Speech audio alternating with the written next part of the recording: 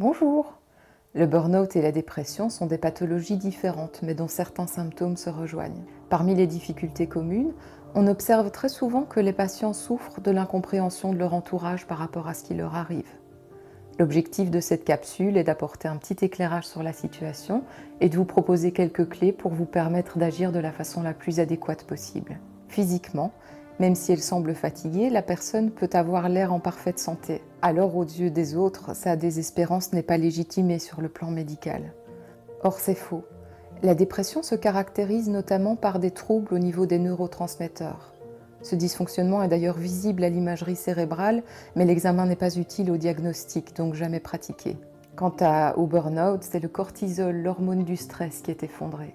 Quoi qu'il en soit, si vous êtes concerné, vous n'avez pas d'éléments médicaux concrets à soumettre à votre entourage pour légitimer votre mal-être. Si vous aviez un plâtre à la jambe, personne ne vous demanderait de courir le marathon.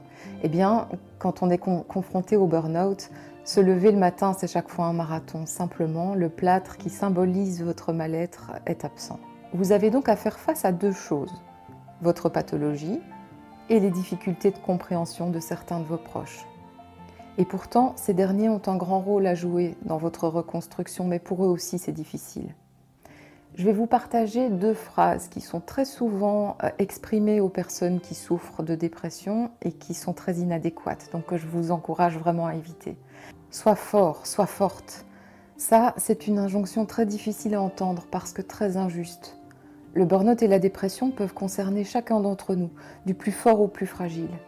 En particulier dans le cas du burn-out, ce sont majoritairement les personnes qui sont en mesure de prendre sur leurs épaules plus que de raison et plus longtemps qui sont concernées. Les autres craquent bien avant. Une autre phrase: tu devrais recommencer à travailler, ça te ferait du bien. Fausse idée. La personne qui est en burn-out n'est pas en capacité de travailler. Ce qui lui ferait du bien, et j'en termine par là parce que c'est le plus important, c'est accepter ce qui lui arrive comme étant une parenthèse dans sa vie. Parenthèse nécessaire pour lui permettre de récupérer ses ressources. Le fait d'accepter les choses permet de diminuer au niveau de la culpabilité et de lâcher prise. L'acceptation est capitale, c'est vraiment la première étape et elle conditionne toute la suite du processus. Prendre son traitement médical éventuel et lui laisser le temps d'agir. S'autoriser à se reposer, son énergie est au plus bas, donc ce qui lui reste doit impérativement être épargné.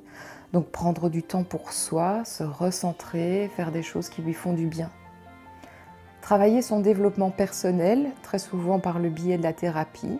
Donc là, ce qui est important, c'est de comprendre ce qui l'a amené à la dépression. Quels sont les mécanismes qui ont été défaillants à un moment donné? Quels fonctionnements doivent être remis en question, réadaptés pour mieux lui correspondre, que ce soit ses fonctionnements propres ou au niveau de son entourage?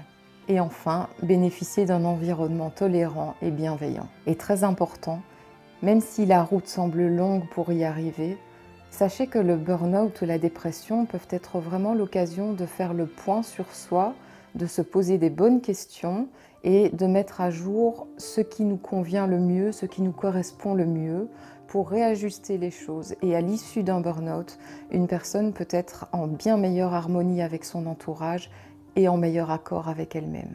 Ça s'appelle la résilience et vous en êtes capable. Prenez soin de vous.